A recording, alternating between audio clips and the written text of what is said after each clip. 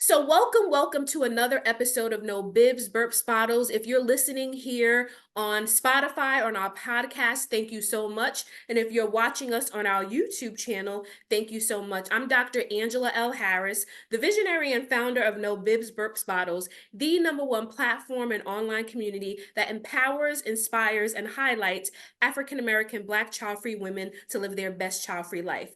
And I'm so excited to bring you another special guest here at No Bibs, Burps, Bottles. We have Dr. CarolLaine Garcia, who's going to share a little bit about her child-free narrative with us. Now, you guys know what I do. I like to let guests shine and share a little bit about themselves. So, Dr. Garcia, please share a little bit about who you are, your career and profession, where you're located, and an interesting fact that maybe some people don't know about you. Oh, okay. Well, first of all, thank you so much for having me on your show. I've just really broken out into the child-free community this year, and so it's been great to figure out finding the spots on the interwebs where we exist and how we're celebrated. So I'm very honored to be here today, and so glad to be talking to you. Let's see a little bit about me.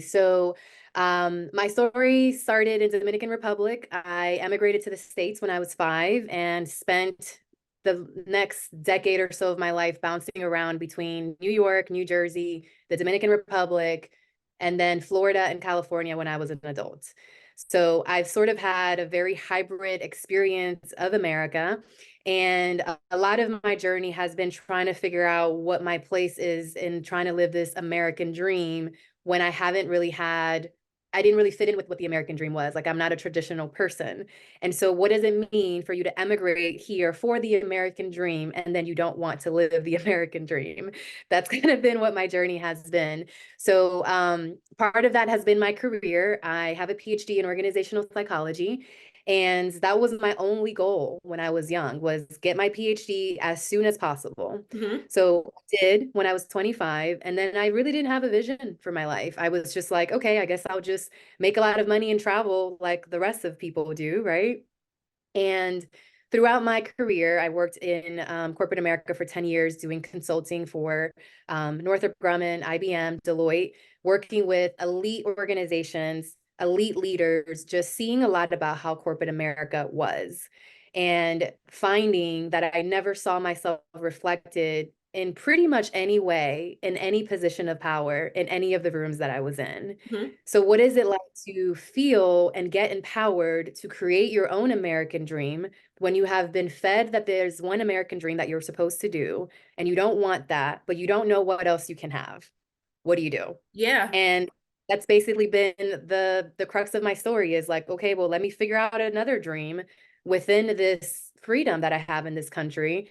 Let me figure that out. Mm-hmm. So Mm-hmm. this year, I started my own business as a speaker, writer, and coach, and using a lot of those experiences to now tell these stories, tell my story. It's been a hell of a journey. So that Mm-hmm. is kind of big picture what a little bit of my story has been in just trying to figure out my place in this country. Mm-hmm. And what's a interesting fact, and that's a one, and we're going to dive a little bit deeper into that, but a interesting fact, a unique quality or a hobby that you engage in that maybe some people don't know about? Yeah. So I would say something that probably people would be surprised by is that like I'm very scared of almost everything that I do, but I do a lot of scary things. Hmm. So scary things like I travel by myself, both here in this country and internationally. I've gone skydiving twice. I've gone bungee jumping once. Like I've gone scuba diving. Like I've done a lot of kind of wild things, but I was always scared. I always am scared of anything new, but I think people feel like I'm fearless, and I always reject that. I'm not fearless, I'm courageous. I have the fear and I face the fear. But anytime you walk into an unknown, like it's scary. So I'm not exempt from that. Yes, and I love the courageous part because I also sometimes am a little nervous and I have fear of pushing myself forward, especially in my business, especially in the things that I do outside of my 9 to 5. And Mhm. I've been quite surprised that when I've challenged myself and pushed myself, I'm like, oh, you got this. You got this. So, and skydiving is on my bucket list. I don't know if Yeah. I'll get to it, but I always love when people I see the pictures when they capture you outside of the Yeah. wind. So kudos to you for being courageous while also understanding that you have that fear. So we do have some similarities in regards to being women of color, being child free, having advanced degrees. And I want to dive right into it in regards to your cultural background. And Yeah. so, can you share a little bit about what it means to be child free as an Afro-Latina woman or Yeah. Afro-Latina, because Latina is woman? Yeah. Um, You know, I'm fortunate that I live in a family that's fairly unorthodox. Like, we're not, the transition from the Dominican Republic to America made it so that we have a lot of our traditions are now a hybrid mix of both cultures. And so that hybrid has allowed more space for people like I am a very unique unicorn in my family. But because of the fact that we're already pioneers and leaving our homeland and coming here, there's a lot of space for me to exist in my family. So I've always felt different, but I've always also felt like it's okay to be different because also my mom is incredibly supportive of how weird I am. Hmm. So it takes her a little bit sometimes to kind of get on the board with things because some things like she did have some traditional expectations. I'm the eldest daughter, the first daughter. And so I will say, like, in my little pocket of family, I feel like I'm fine. Like, I am completely fine to exist as weird as I want to be, right? In the greater Latino community, it's something different. Um, it's something that women are expected to be mothers. They are expected to care for their husbands. They are expected to take care of the home. And I had a really hard time when I was growing up because I didn't know yet that I was non-traditional. I didn't have that language. But I would see my cousins and family members and witness dating and marriage. And I'm like, I don't want that. Like, I don't want to work and also come home and take care of everything. Like, that's a lot of work, you know? And so I think it wasn't until I moved away from home. I left for college when I was 17. And then that's the last time I've really been home. And then when I moved to California, I was, a 3.5 hour plane ride away, with no family in California, is when I really started to understand who I was outside of the structure of my community and my Hmm. culture, and able to make decisions without really caring what anybody thought because I was living so far away from home that anytime, any decision that I made, the reactions were always after the fact. They weren't like, in tandem with what I was doing. Hmm. So I would say the moving away from home and getting the opportunity to like understand other Americans and how free y'all are here in terms of expectations gave me a lot of diversity in what could be the woman experience, and also getting a PhD in a field that's predominantly female allowed me to see highly educated women that maybe had aspirations of being mothers, but they only had one or two kids because they had spent more of their 20s like getting their doctorate. And so from a young age, I started my PhD when I was 20.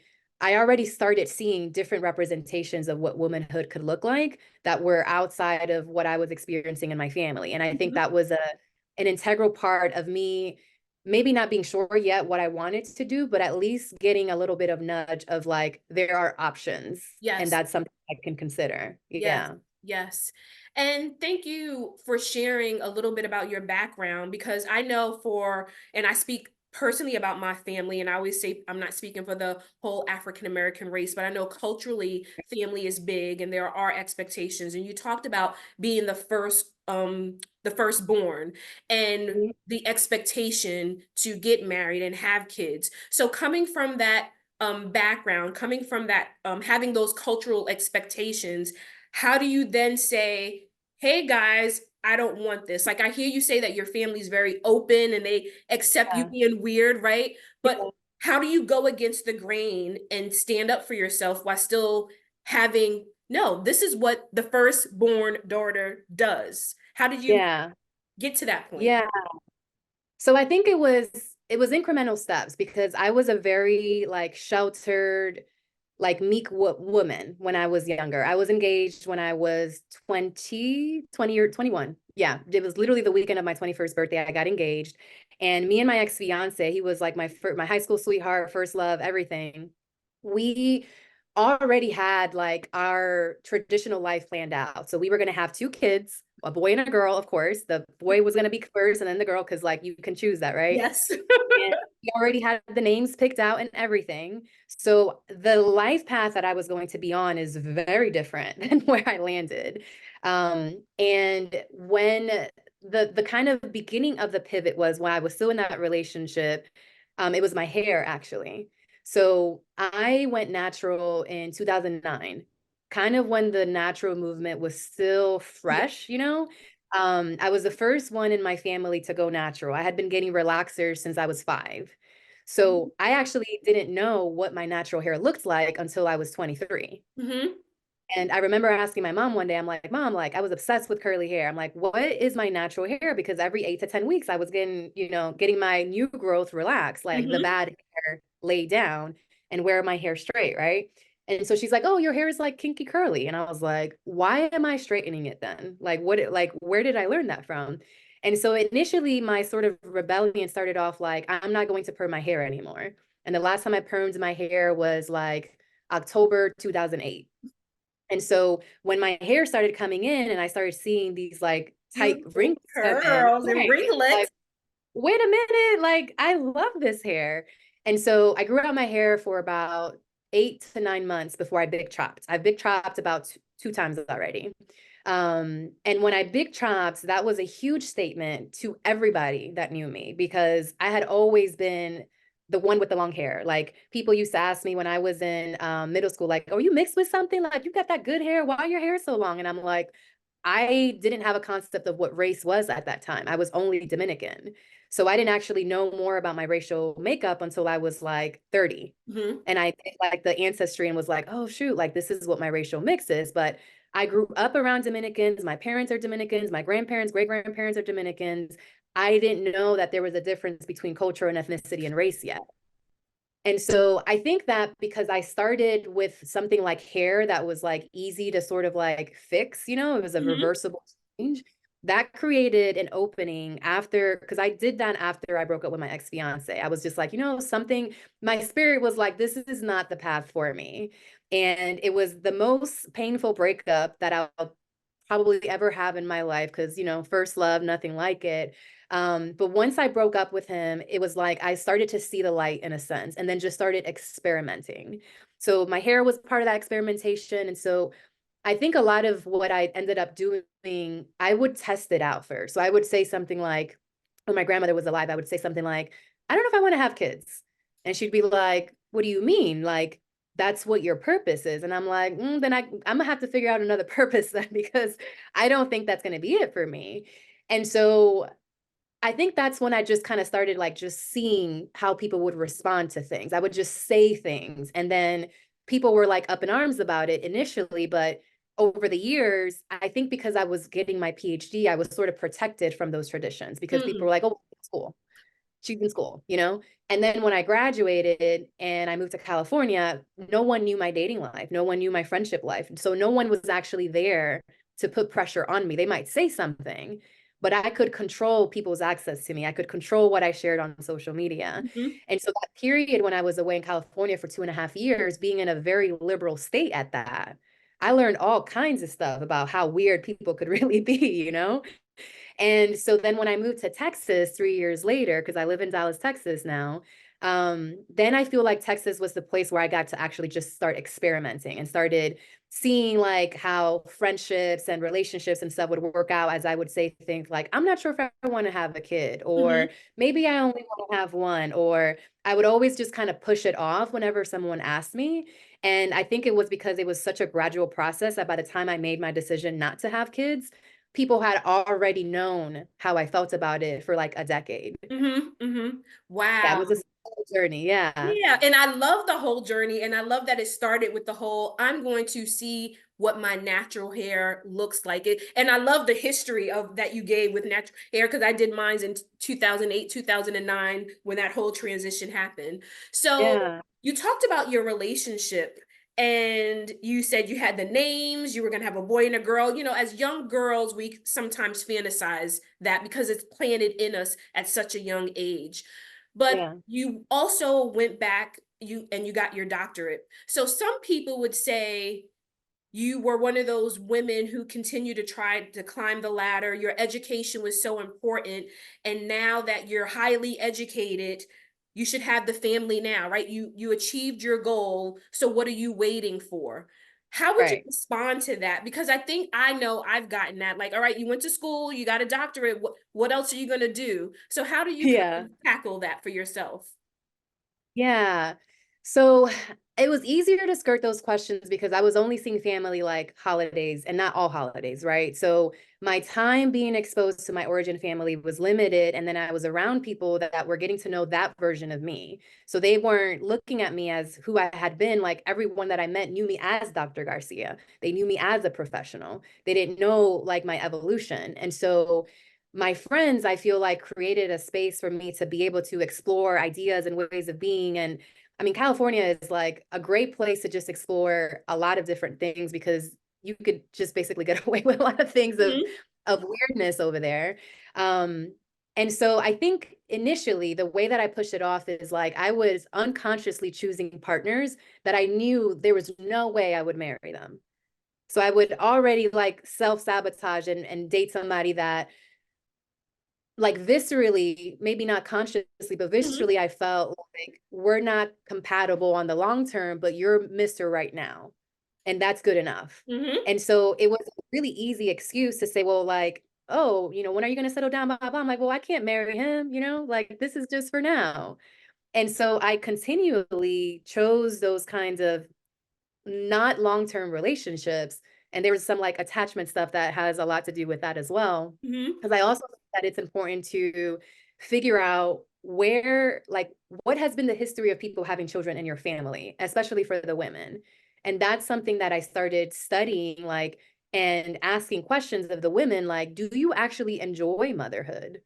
And hearing their stories and their struggles, a lot of the women in my family, they didn't have the choice to be mothers. They just became mothers. And even the ones that ended up becoming mothers and wanted to, they didn't have a sense of how difficult it was going to be because it's not like it's readily talked about in the real world, Mhm. Like people glamorize motherhood, glamorize wifedom as if it's the only avenue that we can pursue. And so I think because I wasn't with partners that anybody could be like, oh, that's your future baby daddy, like, for a while, I was able to evade that Yes. until I then did date somebody that could have been my baby daddy, and that's when I think I started to realize, like, "Ooh, I don't think it's the men that I'm dating, I think it's me." And then that's when things started shifting and, like, that's when things started shifting for me. Got it. Got it. Yeah. So, and again, I love to talk about family because I think so much of our identity can sometimes be shaped by the dynamics of our family. And so, Mhm. again, coming from a Dominican family, did your parents experience any grief? So again, when we talk about parents and grandparents and your cousins and everyone who has kids, and then here you're saying, yeah, I don't think that's my life. I know for some parents, there's this grieving process of, I'm not going to be a grandparent. Do you believe Yeah. or think your parents went through that? Yeah, so my journey's a little bit interesting because my father became an ancestor when I was 20. And so he also had like kind of a wild life. He was the first doctor in either lineage. He was a medical doctor. And so in many ways he broke barriers into like I'm the first female, I'm the only PhD in either side. I'm the first female doctor. But my father like broke that barrier, but because and he had like 18 kids. I just found out a couple of years ago that he had like not with many different women. So knowing that information about him and how many kids he had, and also like my mom, I'm one of three. I have a older brother and a younger sister, allowed me to really anchor into what it's like to unconsciously reproduce because I feel like that's what my father was doing. So because he wasn't physically present in my life after he passed away, it was kind of like, okay, that is done. I don't have to worry about that pressure. Hmm. My mom's side, I think she held out hope that if I met the right person, if I got old enough, like I would get there.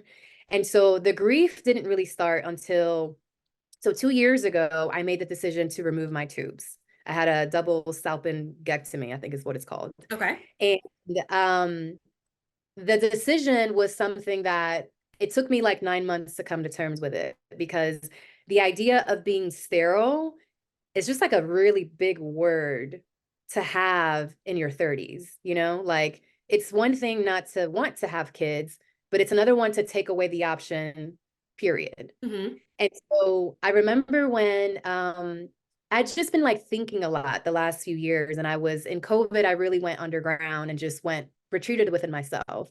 And I remember being like, I think I've never really wanted to have kids, but I thought that that was the only way that I could have a partner. So if that is indeed the only way that I can have a partner, that I would rather be single because I don't think it's fair to bring a child into the world and not desire it. It's our motherhood is already hard Yes. without your being into it. And so I kind of started like believing myself. Like when I turned 33 and I still had no idea of wanting to have kids, I started then researching authors that talked about the child-free experience and realized that there is no such thing as the motherhood instinct, which made me be like, okay, cool. Like there's nothing wrong with me. There's just you like you can become motherly, but it's not something that is inherent in being a woman. So as I was having those revelations and conversations with myself, I was communicating it to my mother. And I think I mean, I think everyone in my family knew where I was leaning, but it's one thing to lean one way than to go ahead and jump on the ship that I jumped into. So leading up to the surgery, because I scheduled it in a way where I did not want family to be in Dallas. And I did it Thanksgiving week too. So I actually didn't really want anybody to be around. It was kind of an experience that I didn't want anyone to feel pity or so, like I just didn't want anybody's feelings about it because it was already enough to manage my own. And the day before my surgery, she calls me and she was like, Carol, that's what she calls me. Carol, I think you should cancel your surgery. And so I was like, I'm not going to. But why do you say that? And she's like, it's one thing for you not to want to have kids. It's another thing for you not to be able to. And in that moment, I told her, if I ended up being pregnant, it would be the worst thing that ever happened to me. And she was like, understood, because she did motherhood despite it being difficult, but my mom has always been very transparent with how difficult it has been and how it has taken her time to figure out who she is outside of her kids. And now she's 67 and is just finding out her purpose outside of motherhood. And so she understood the trials and tribulations of it, but we did have to like co-grieve and separately grieve the children that I wouldn't have. Yeah. Wow. Yeah. Thank you so much, Dr. Garcia, for sharing that because, again, I'm a true believer that when people share their stories and their truth, that there's someone that's listening and will hear what you just said and be moved, be touched, and have the answer that will come to them to hopefully help them make the right decision, whatever that is. I think our stories matter so much that it actually will change someone else's life. So, with that being Yeah. said, can you share a little bit? Because I sometimes get DMs about sterilization and do you know doctors? And I'm thankful that I have someone in my community that has gone through surgery, and I often kind of send them to her. So thank you for sharing your story. But can you share a little bit about, was it easy? Was it difficult? Because what I get to hear sometimes is that people who are standing 10 toes down and wanting surgery, and they know that they are child free, nothing's going to change their mind, but doctors are saying, why don't you wait? Did you talk to your Yeah. husband? You'll Yeah. change your mind. So can you talk a little bit about your process? Because again, I think it will definitely help someone. Yeah, yeah. So I think because, as I mentioned earlier about like testing things out, I think because I've been really testing out being child free for such a long time, I've been getting practiced at just arguing back with people when they tell me things like, you'll change your mind, wait till you meet the right person. What if your husband wants a kid, blah, blah, blah. Like I got really practiced at responding to those things without getting triggered, which was initially triggering because when you tell someone, I want yellow, and they're like, no, you don't, you want red, you're like, did I stutter? Because I'm pretty sure I said I want yellow. And so after so many repetitions of family members, friends, potential partners, even strangers that look at me and see my accolades and they say, you would make a great basketball player because I'm 5'10". And Mhm. I'd always some things like, no, no, I wouldn't, because I run into walls. So I'm not, they might be tall, but they're gonna run into some things, you know? So that practice allowed me to really embody my no. And so I had done a bunch of research too. And I remember when I went to go see my gyno, and I had had an IUD for 5 years, and I was just tired of it. My cramps were super heavy. Like my period was so intense that I would bleed through my period underwear and a super tampon overnight because of how heavy my flow was. And it Mhm. wasn't like that previously. And so I was about 30, I was 34 at that time. And I was like, what am I doing this for? Like, this is so annoying. It's embarrassing. Like, I'm over here soiling my sheets as a freaking 30-something-year-old because I'm preventing pregnancy. Why preventing what? Like, I think I'm good. So when I went to my gyno, I was telling her, I was like, I don't really want to do any birth control that I can forget because I don't want that chance. I don't want to do the IUD. I don't want anything hormonal. I'm thinking about getting my tubes tied. And so she was like, okay, well, we have openings next week. And I was like, oh, wait a minute. I wasn't ready for that to be that easy. And I asked her, because she'd been my gyno for a couple of years, and she actually helped deliver my former roommate's kids. Wow. So I was, she was connected to my life in more ways than just with me, you know? And so I asked her straight up, I'm like, why aren't you arguing with me? Because I was ready. Like, I'm a researcher, so I was ready with facts and all of that. And she's like, my job is to help women make the decisions that are in alignment with them. We need more So as doctors much, like that. right? As much as I want to help women deliver healthy kids, and she was like, how old are you? I was like, 34. I'm like, I trust you. And I was like, what? You trust when I say that I want something? That's crazy. And it was a really, and I told her several times, I'm like, thank you so much for believing me when I told you how I felt about this. And so I wasn't ready to make a decision then because I wanted to make like I wanted to be 150% sure. You know, it wasn't something that I was going to walk away from. But what was interesting about it is that when it came time to, so maybe like 7 months later is when I Mhm. finally was like, okay, I think this feels right within me after literally daily reflection, daily journaling, so much mourning of what I would never get to experience and what I would not get to share with the majority of women that have existed, do exist, and will exist. Like so much grief that I did not expect. But ultimately, my doctor actually was the one that recommended removing my tubes entirely.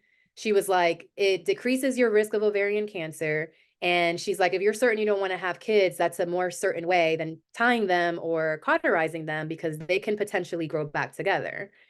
And so she was actually one that empowered me to even make a more decisive decision about which type of surgery I was going to do. And she even went as far as to like give the insurance company the code, a different kind of code, so that my surgery would get covered because that surgery was only covered under a medical necessity condition versus the tube tying. So it was a whole journey of getting the decision, but my doctor was so supportive, and I'm so grateful that people like her exist. Yes. I think the energy that I brought into this session was, I already know I want this. There wasn't like a sense of unsureness about me because I had had so much practice with strangers arguing with me about what I wanted. So yeah, she Wow. was a key to that. Yeah. Oh, if everyone's story could be that way, because unfortunately, there are some people who have to doctor hop in order to get their needs met. And it Yeah. sounds like your doctor respected you, your Yes. decision, heard you, and Yes. wanted to support you. And if Yes. doctors can just operate from that place instead of saying, why don't have you talked to your husband or your change? That's so dismissive. So I'm so happy to hear that you had such a great experience and that you knew Yeah. what you wanted and your doctor joined you in that. So kudos to Yeah. your doctor. So so, Yes. so Dr. Garcia, let's talk a little bit about friendships. We talked about family a little bit. Are you Mhm. the only child-free sister in your tribe, in your community, in your girlfriend group? And how do you operate and maneuver those relationships? Yeah. So it's been interesting because a lot of my girlfriends are also very educated. And so their sort of tradition, their jump into tradition was much later than it was for women that I only went to high school with or to college with that, you know, that's kind of as high as they went. So the tradition started like more later into the 30s when I had already had a decade plus in these friendships.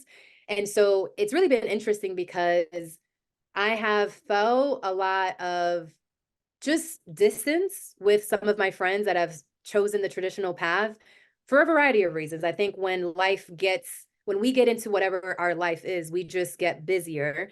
A lot of my friends are also not in Dallas. And so a lot of our communication, it's virtual, it's girls' trips. And so you got a kid into that, like now things are complicated. And then the other part is that when I first moved to Dallas, I still had the sense that I would get married and have kids. And so the friends that I met knew me as that woman that doesn't have kids and is not married now, but she's just waiting to meet the right person. And when she does, like everybody else, like she'll get there.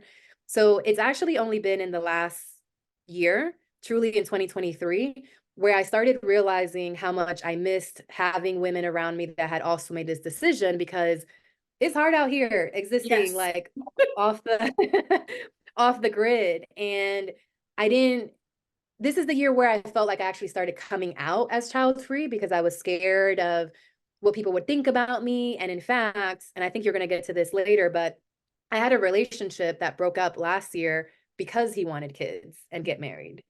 And so that heartbreak, that was literally my worst case scenario, nightmare, and it happened. And so this year, as I've been more open, sharing online and, you know, joining communities that center child-free women, is when I then started learning how to build relationships in this community.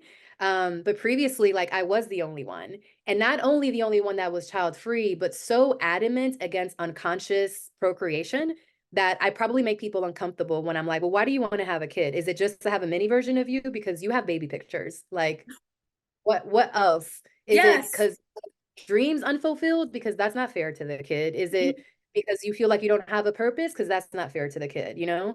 And so I challenge people to really think thoroughly. Like, motherhood is difficult. And I commend the women that jump into it with open arms. But I feel like it's one of those decisions that you should jump into it when you know that you will love the experience of motherhood and not just having a baby. Because a Yes. baby, they're a baby for like a second, you Mm-hmm. know? Mm-hmm. So that, And I love that you say that you not only love the child, but the experience, because there's an experience of not only loving that child, but raising that child. And I think right. as child-free individuals, you know, even that we still have to talk about our decision today, people are just like beyond belief that we would make this choice, but we Yeah. don't ever hear like what made you have a child. And I think those questions are valid if we can get those questions, because again, I think a lot of times it's, well, that's what you're supposed to do: get married, have kids, have a family. And again, neither one of us had the language of what we were maybe thinking or experiencing way back when, because I child free, I didn't know what that was. I just knew that Exactly. kids were not my jam and didn't want them. So Yeah. you dropped the nugget, so I'm going to go there, because this is where I think some people will definitely get a lesson. Yeah. So sisters often say, I'm dating someone, I told them that I'm child free, and they said that they were cool, and now 3 years later they're like, but we're 3 years deep. I didn't know that you were serious about this.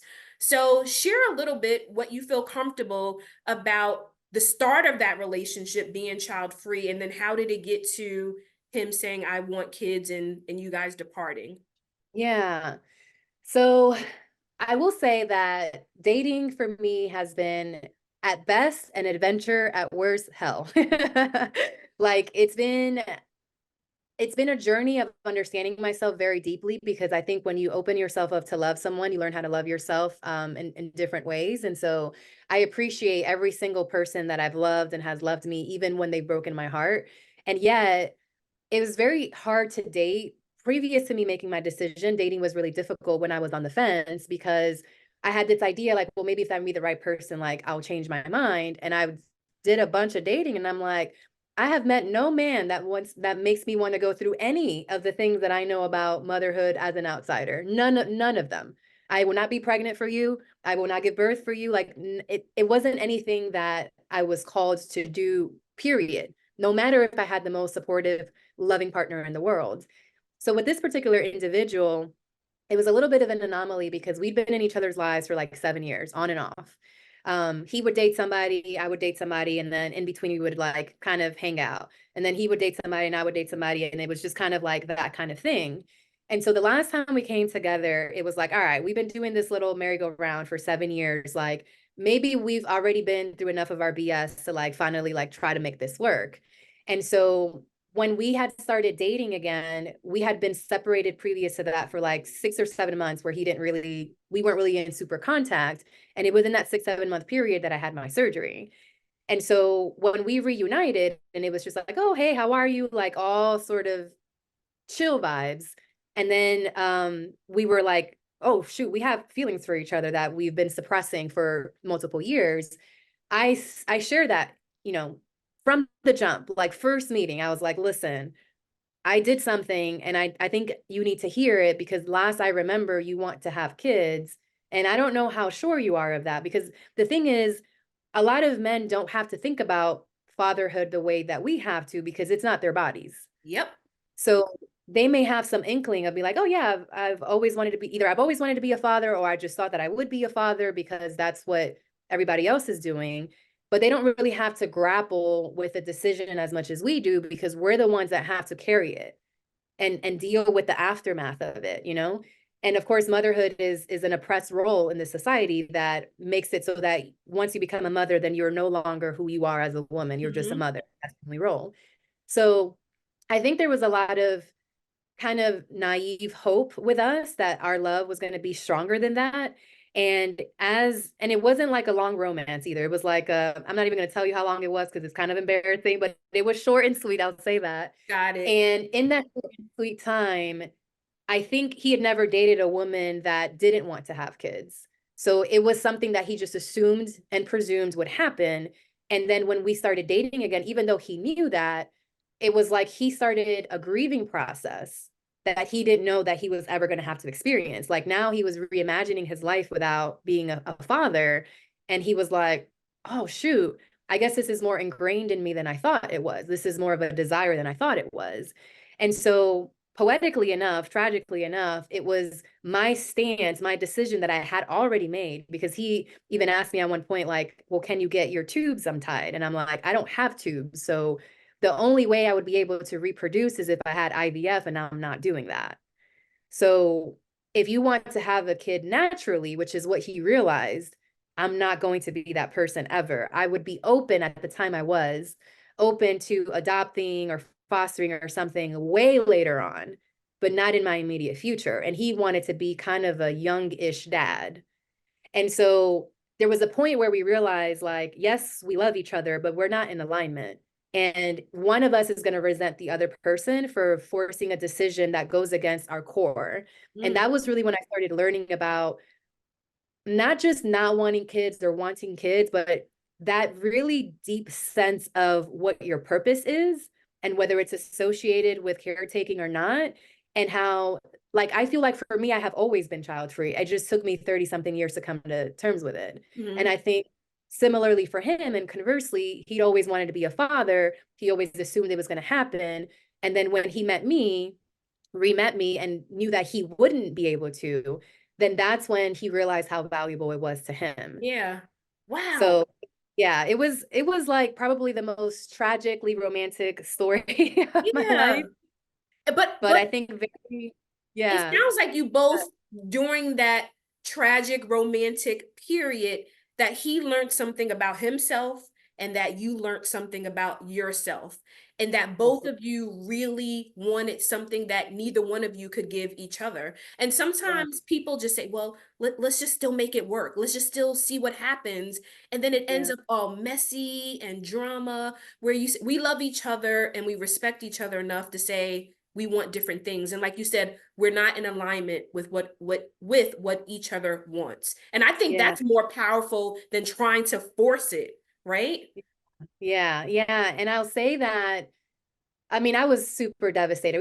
We both were because we knew that it was the end of this carousel that we've been riding on. Like it was always kind of safe, like, well, if nothing else works out with anybody else, like we can jump on this ride. But later on, when I was in a space of really being able to understand the purpose of why that needed to happen the way that it did, because it was so painful at first that I was like, I don't know how I'm going to get through this. Like, this is a lot.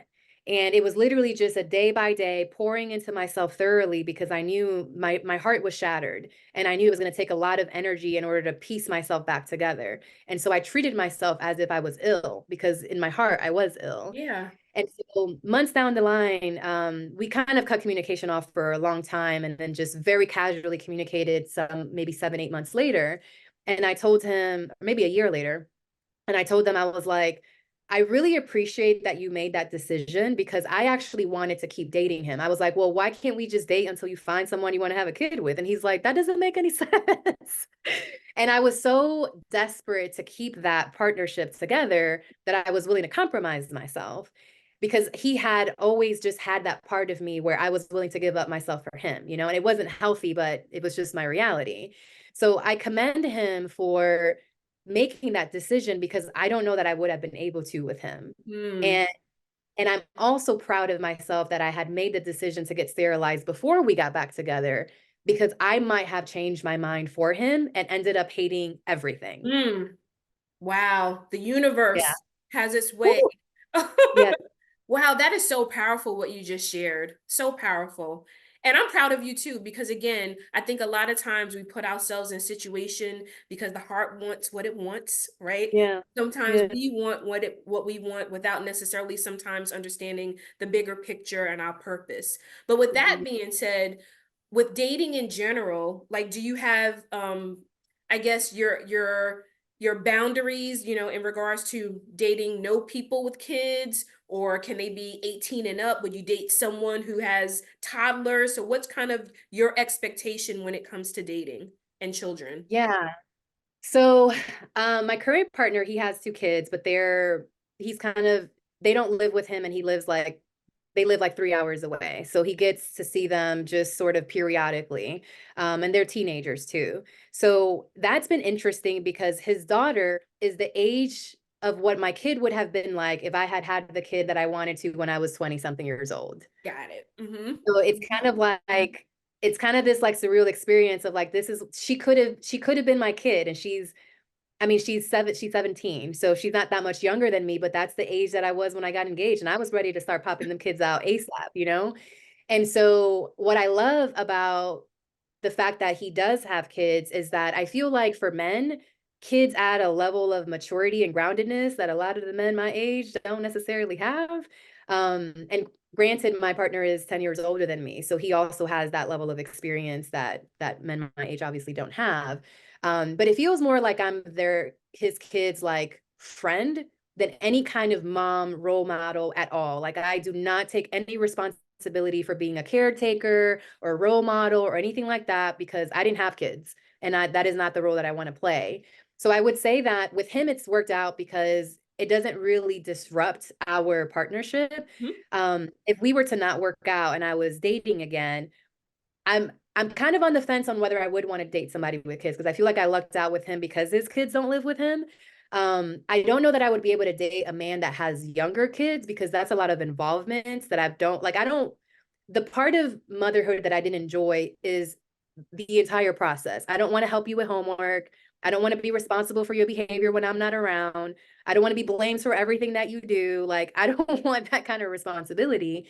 And so I think it would be hard to date someone that has young children because then I would have to be mindful of my influence on them in a way that I don't really care to be. Um, Mm-hmm. but I also think there's something to be said about men, particularly my age, that do not have kids and their level of like emotional maturity, and how to think about life in a way outside of themselves. So I'm on the fence on Got it. whether or not I think it really depends on the person and like the energy and how they are and who they are and all of that. Mm-hmm. And all that's important when you're dating and getting to know someone. So with I love the fact that you were honest with where you are and what you want. I was interviewing another guest and she says, you know, I actually am one of those child-free people that hate kids. She's like, not hate where I'm going to harm them, but she's like, I have Mm. no desire. So when you're like, no, I don't really want to help you with your homework and I don't really want to have to be responsible, I think sometimes some child-free women can feel guilty. I know I felt a lot of guilt because you're like, you know, you're a kid. You're supposed to be just happy and go lucky when you're around them, but that's not our truth. That's not my truth. And I Yeah, like the fact that you're like, no, that I don't want to have to actually be responsible, but I can be the big sister or the auntie. But I know, yeah, Dr. Garcia, some people have the thought that when you are dating someone with kids, that should something happen, right? That you potentially put yourself in being a stepmom or bonus mom. I don't know the difference. I hear that it's interchangeable. yeah. So with dating someone who does have kids, have you ever given any thought that how about if their kids actually his kids actually wanted you to play more of an active role? How would you navigate that? Or if their mother actually wanted you to be a bonus mom or stepmom, how would you Yeah. navigate that? Yeah. I mean, it's hard to answer that without being in the situation, right? But Yeah. I think what's important for me is knowing like what aspects of motherhood I did not identify with because I'm someone that it was really difficult for me to make sense of the fact that I enjoyed children from afar and I'm really good with them, but I did not want them in my home, you know? And so I was like, how I don't like kids, but I like kids, like that's so confusing. But it really, for me, I get a lot of inspiration from children because for me they're humans without trauma, most of them, with, you know, before they've been traumatized. Hmm. And so there's a purity of consciousness that kids represent, of joy, of like adoration of being on earth and just being enamored with just simple things like bubbles and puppies and grass and things like that, that I think are important for adults to remember that we are inherently playful, curious beings. So I admire children a lot, and I have a soft spot for children because we were all kids, you know? It's part of the journey, it's a part of the process. You can't skip that part. And yet I think it's important to realize that the responsibility that are put on women in this country, in this society, to be not just mothers, but everything. You are the breadwinner at times, you are the housekeeper, you are the exotic sex slave, you are the planner, the coordinator, the caretaker, all of those roles.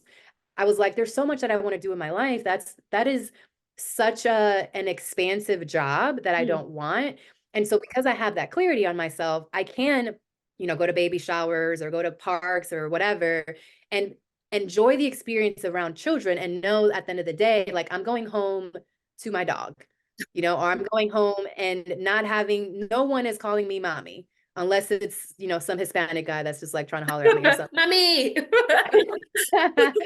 So I think having that understanding, if, you know, if my partner's kids were like, oh, we want you to be more involved, or he were like, it would be like, I can give advice, I can show up more, but it's not the expectation that I have to do Hmm. anything. I've helped his daughter with homework or think about college or listen to her talk about boys or whatever. And that to me, it's short and sweet. It doesn't happen often. So I'm like, I'm cool with that. You're more like a little sister than anything else. But I think the expectation that because I'm a woman and I'm in your life, that I have to take on that role is not like, I did not subscribe to that. So Hmm. no, I'm not going to do that. And if, of course, we build a relationship, but I am not trying to replace that kid's mom. Hmm. Hmm. I'm not going to. Yeah. And again, standing 10 toes down, because I've heard from some child-free sisters where when they are dating, that's a heavy expectation. Like, yes, I can date you and I can, you know, help with the kids, but I'm not trying to be their mom. And how some partners try to mold the girlfriend into being the ideal stepmom. And then before you Yeah, do it, she's the one taking the kids to baseball practice and doing all these other things. So again, I think yeah, the misconception is that child-free women hate kids, can't get along with kids, dislike kids. And again, I think kids show up in different ways in child-free women's life. So yeah. yeah, Um, exactly. so in regards to, again, I want to return back to culture. And again, you didn't share the demographics or background of your partner, but I know in some cultures, like Jamaican men, and again, I'm not speaking for everyone, but I know in Yeah, some certain cultures, the man holds a very high position, and men truly believe, I know in some African American families, women, your role is to be the helpmate and to be the mom and to take care of the kids. And I know some Latino men who have that mindset. And I wanted Mhm. to know, like, in dating or your experiences, how do you argue with them in any way? I guess is the question. Like, are you ready to argue with a Latino male who says, "No, mommy, you supposed to be doing this"? Yeah. Yeah. So over the years, I've gotten a lot more, I should say, intense about how I present myself from the jump. Like when I've been on dating sites, like the last round that I was on dating sites a couple of years ago, like I had listed on my profile, like, I am child free. I do not want kids. I am not going to have kids. And I still had men responding to me and say, would you be open to one? And I'm like, bro, what part of no and zero do not make sense to The you? Like, period at the end. No. come on, guy. So I would do that. I put that on my profile. In the beginning conversations, like my dating approach is always like different because I wasn't really interested in you whining and dining me with the expectations that I owed you something. So my first dates were always like, I was always like a cheap date. Like we would go to the park, you go to a coffee shop, something that all I have to give you is like 30 minutes of my time. And if it's not going well, like we can just break and that's it. No feelings are hurt. So I'm not of that population of women that, won't go out to eat if, take them to a fancy place. So I think like I learned to just show myself from the very beginning, like how strongly I felt about my decision. I also can sense a lot of the patriarchal chauvinistic sense because I come from a very patriarchal culture. But in my family, the women are the ones that are the leaders. So I'm used to the women being, especially in that kind of in between generation that immigrated over here and had to get naturalized and was still working like with no documentation and raising children, and maybe the men, they were divorced or they stayed back on the island or something, so the women sort of built a community with each other. There were some men involved, but the women were the caretakers of everything. So I don't have that traditional exposure of men being really the leaders in the household. And because my father transitioned when I was 20, as much of a leader as he was, it happened when I was such a youth that I don't have like those ready examples in mind. And so because of that, I think I'm very sensitive to like how and what men say that may illustrate that they have more traditional expectations.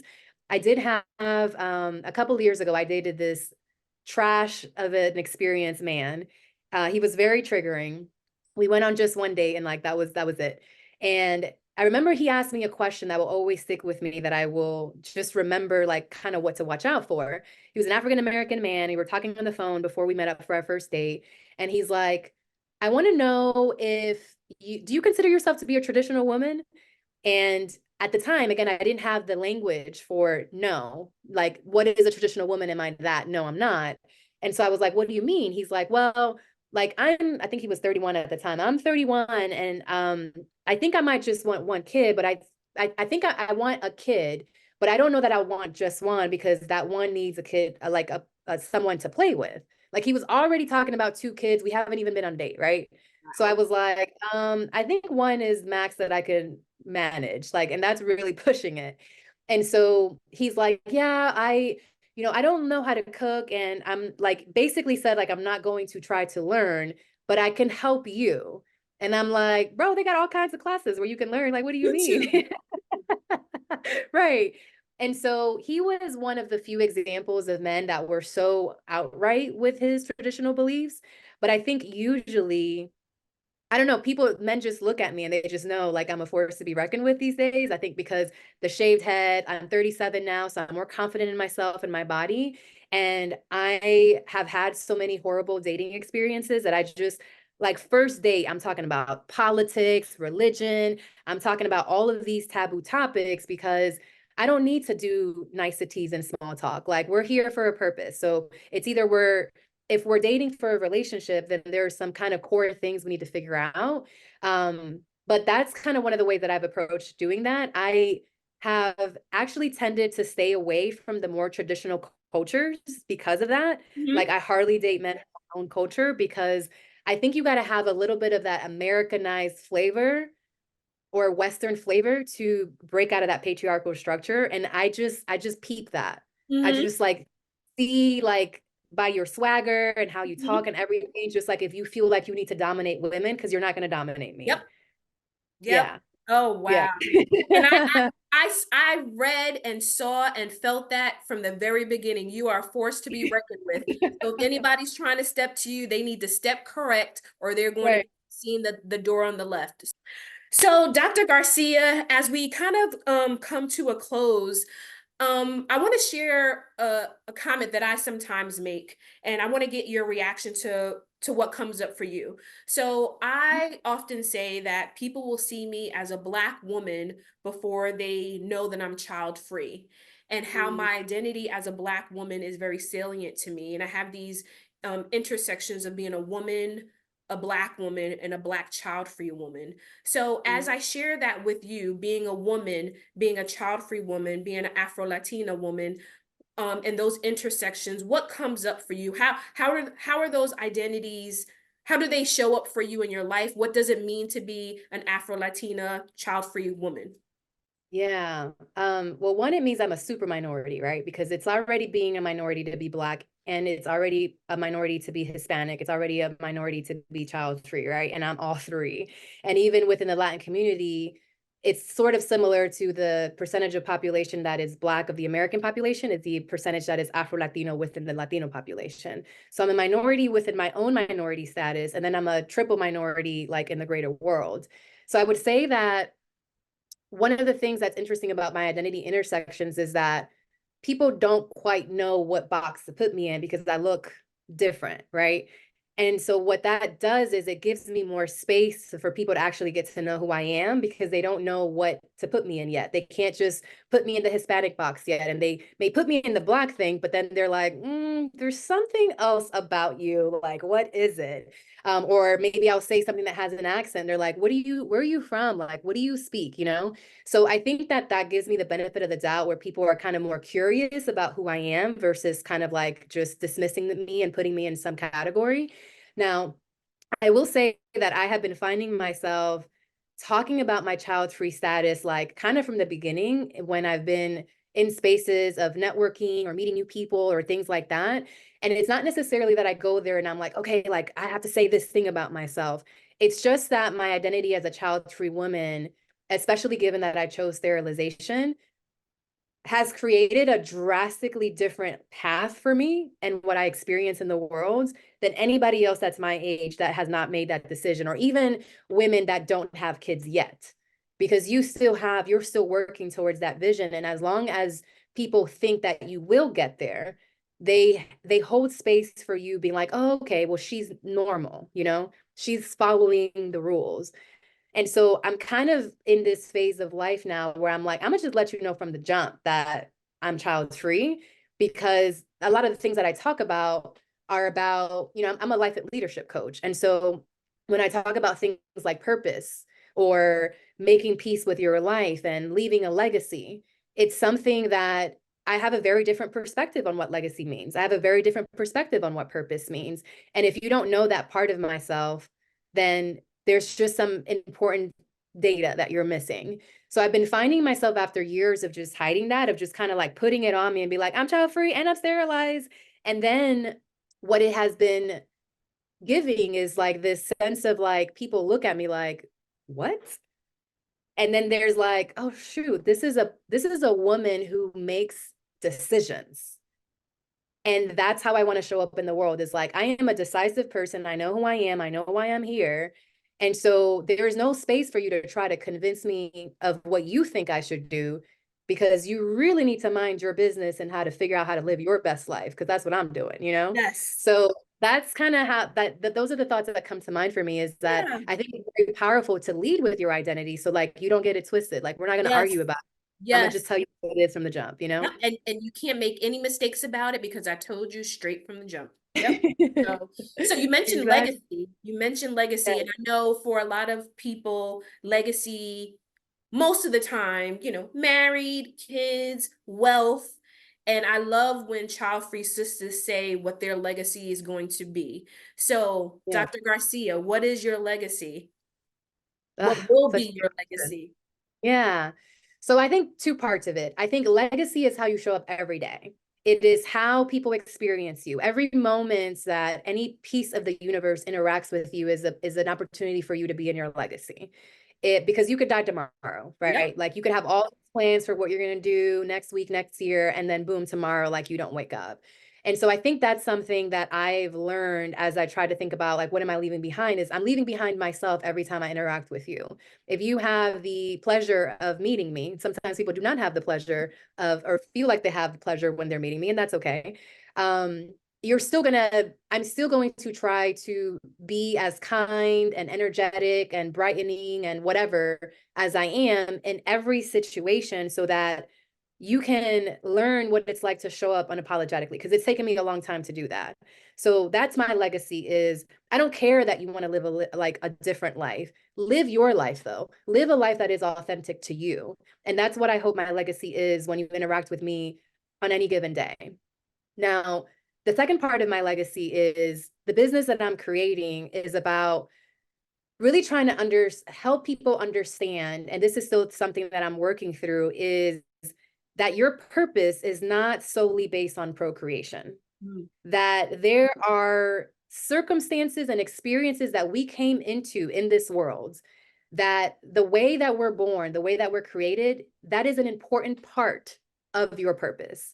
So I believe there's something that I read in a book, I don't even know where, that said, that suggested like, what if our spirits chose our bodies, our families, our experiences as a way of getting our spirits to go through certain lessons and experiences to be in our mission.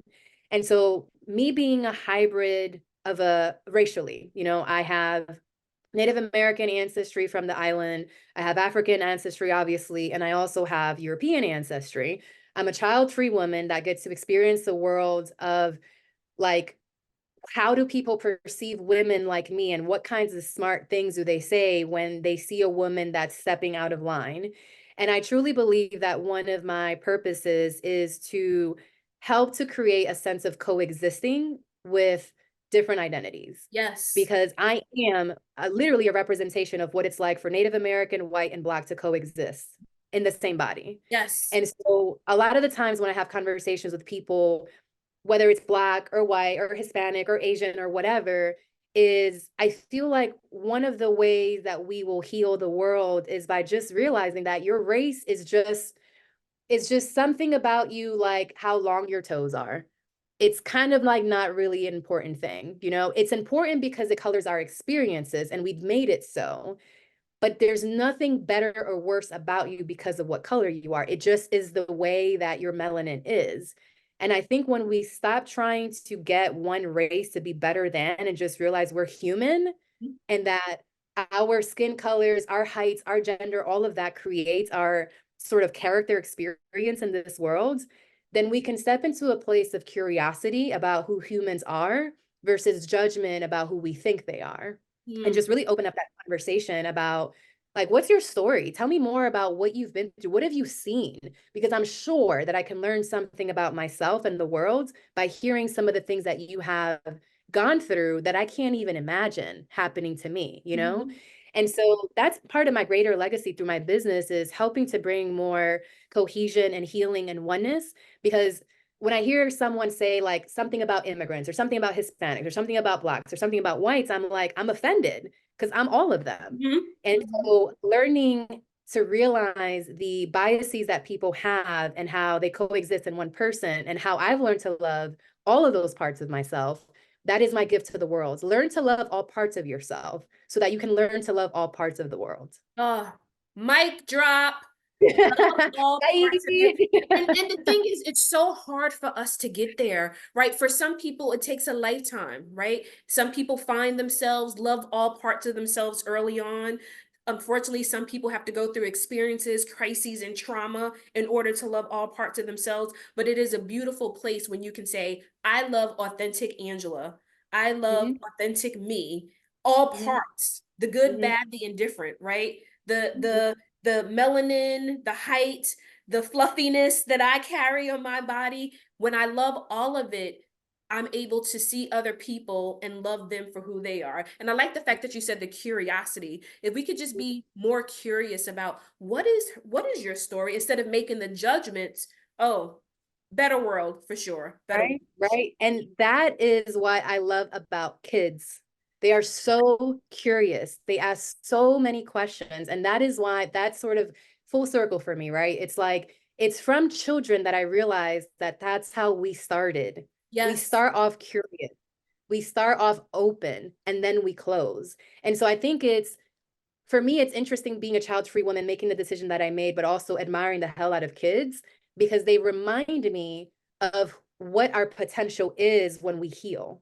Yes. Ooh, when we heal. Oh, okay. That's into chill. That's into chill because when we we don't even know our fullest potential until we heal, right? Or who we can really transform into once we heal. So thank you for Yeah, dropping that nugget. So here's yeah. the part in the episode where I like people to shine like a diamond. This is the Dr. Garcia shine, and you've been shining throughout this whole episode. But here's your opportunity to shine like a diamond. Please share with our audience where they can find you, your social media, anything that you would like to share about your business if people want to work with you in regards to coaching. Yeah, yeah. And thank you for creating this space too, because I think that as much as there are those of us that want to share our stories and have stories to share, there are those of you that are creating the space. So I really want to just thank you for having this space and also asking such amazing questions that really get to like, that it's not just like I'm a child-free woman and that's it. There's levels to it, there's depth to it. And you are literally creating the space for curiosity for people to be able to listen in and say, oh, I just learned something. And I think that that's, that's the point. Thank So as far as like being able to connect with me, all my social medias are branded with CarolLaine M. Garcia. I can definitely share that information for you to connect it with the podcast when you drop it.